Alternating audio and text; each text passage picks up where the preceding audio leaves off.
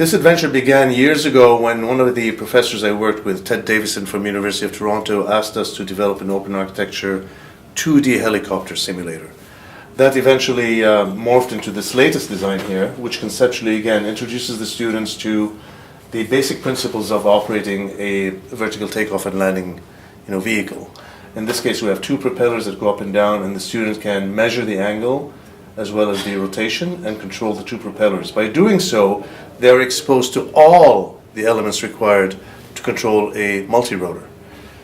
This then morphed into a more sophisticated system, which actually is our first multi-rotor. There's a quadrotor that was designed 20 years ago. It never flew, unfortunately. The technology wasn't there for us to get it to fly. However, as the technology advanced, we were able to make these things fly.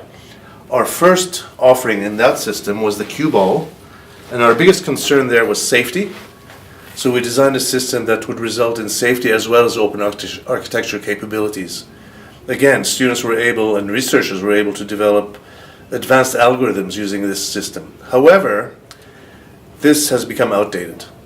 We have moved on to the latest technology, which includes the Intel Aero board and our latest drone.